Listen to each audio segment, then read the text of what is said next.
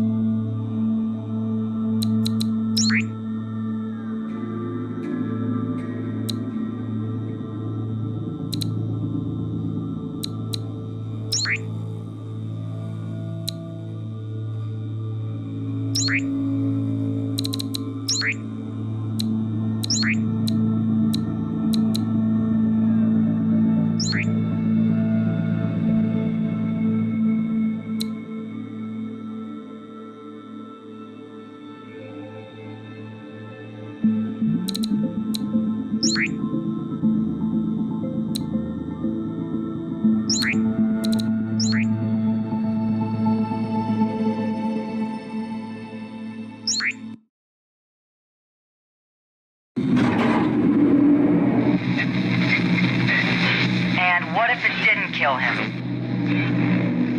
With all due respect, your best guess is still just a guess. We need to have faith in the possibility of good. Wait, hold on. His oxygen consumption's going up. I think he's alive. He's conscious. Hey, go steady down there. You've been out for a couple weeks. 15 days, in fact. They thought you were dead.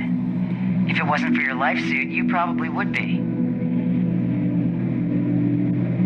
Listen, there's been a complication. We can't link it to your POV camera, and it looks like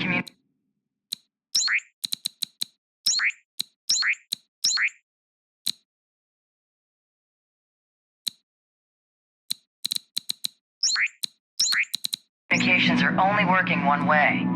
You can hear me, I hope, but I can't hear you. That means we don't know how badly you were affected by the transportation. If you're feeling confused or disoriented, you should know that deep space travel can do you pretty serious psychological damage, especially to your memory. Even a few hours out there in the dark can cause permanent problems. I'm gonna be honest with you. Mission control are concerned you might have no idea who you are or why you're in there. If that's true, I have some difficult facts for you. You're a long way from Earth.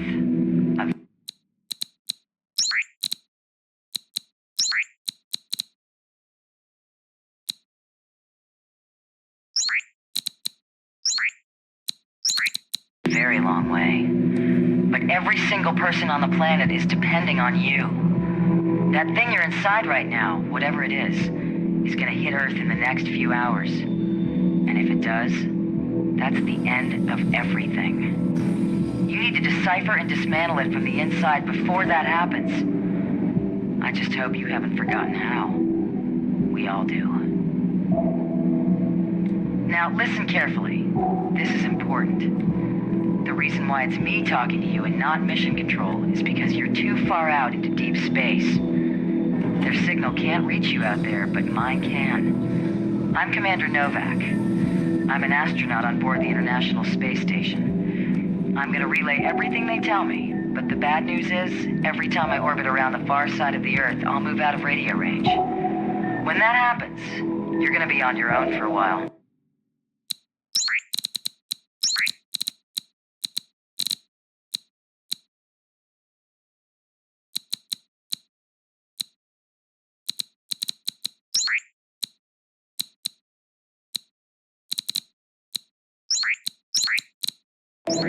Just stay calm and keep your head straight until I get back into range.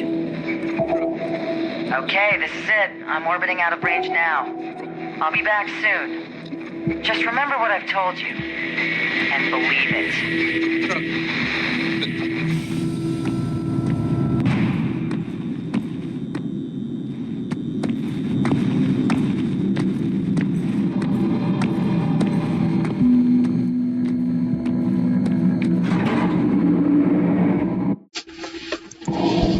Hello and welcome back to In the video, I don't know what I'm playing currently, but the graphics of this game is insane, which I like.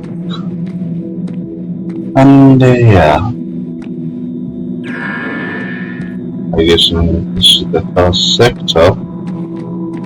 Wow, I think I'm putting everything low, and now it is totally great.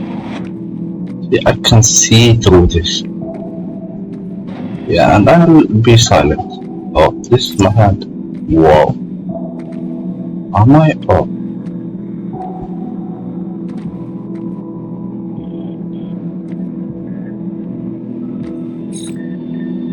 Reasons for doing a remaster. Doing a remaster was definitely not something we would have considered doing years ago. Why would we remake an old game versus making a new game? Turns out there were multiple reasons to motivate us to do this. First of all, preserving the history of Q.U.B.E was important to us. This became apparent when our console publisher decided to discontinue selling the game, which meant the game would no longer be available for sale on consoles, as well as the original Q.U.B.E no longer being available for sale on Steam, and we have many fans of that version. This really motivated us to create a definitive version of Q.U.B.E that would be up to date and available on modern hardware, and would be future-proofed. This version would include Q.U.B.E, Q.U.B.E Director's Cut, other Easter eggs, this commentary, and a whole new sector of puzzles, bringing at least 4 hours of new content to the table. Another reason is that these ideas came up 18 months before the 10-year anniversary was coming up, and so we thought this would be a good time to release a remaster. We absolutely cannot believe it's been a decade since Q.U.B.E came out. A lot has happened in that time.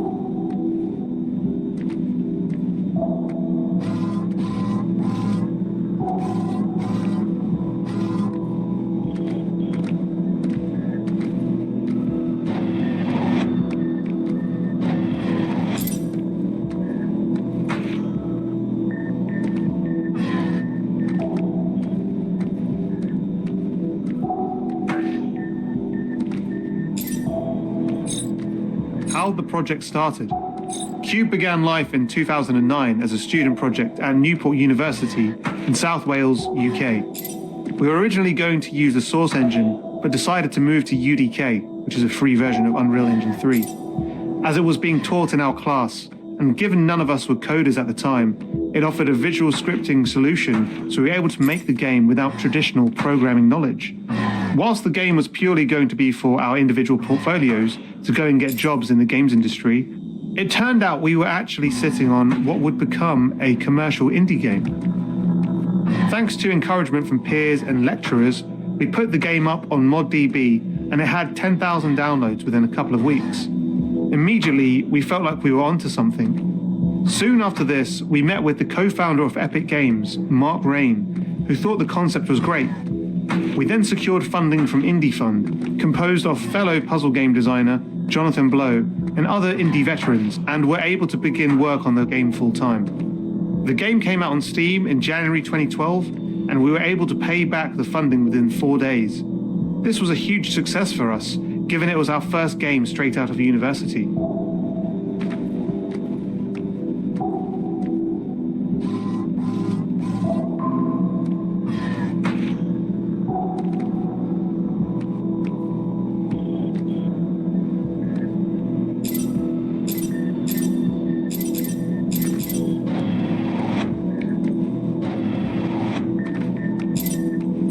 What improvements did we make? We really listened to the community and wanted to fix stuff that was broken before, or remove stuff that just wasn't fun. There were a bunch of basic things you'd expect from a game that weren't in there, such as subtitles in other languages and an FOV slider.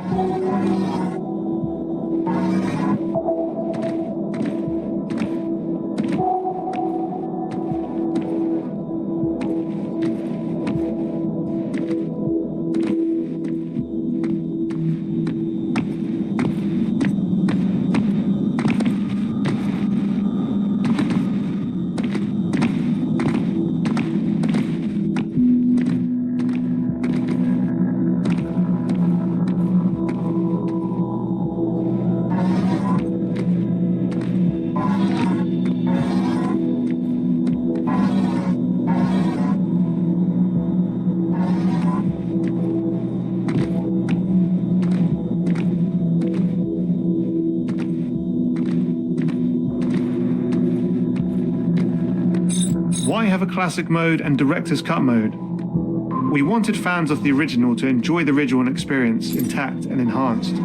The chilled music with no voiceover or storyline to follow, just puzzle after puzzle. We felt it made sense to include the director's cut too, for fans of that version to enjoy an enhanced experience.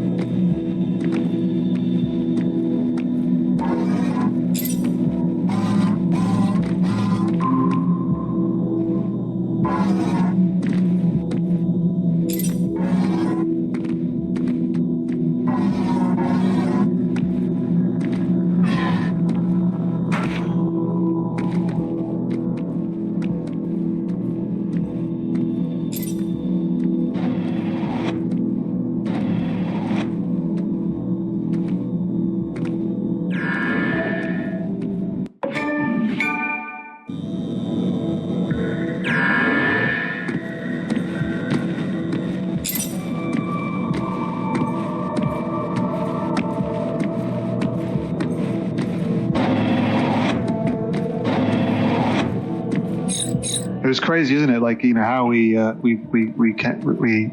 from over the summer we were meant to come up with an idea, and I can't remember, I think our idea was like some crap like Roman thing. I can't remember, like some 3D platformer.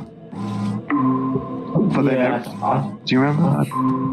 Yeah, I think we were really struggling, and then we had to do a presentation to say what our idea was.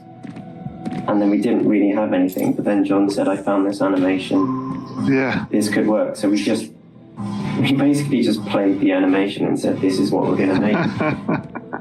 Well, yeah, because I remember we felt our thing was that other people were presenting. And we were like, oh crap, our thing is crap compared to this. And then luckily we had the lunch break, whatever it was, and then we were like, right, let's just show this animation. Huddled around. Yeah. I mean, people said they didn't really get what the game was or something. Like we didn't really understand what it was going to be either. Yeah. At that point. We just thought, look, we love the aesthetic of this animation, so we're going to make a game using a similar aesthetic. So, making the world cubes.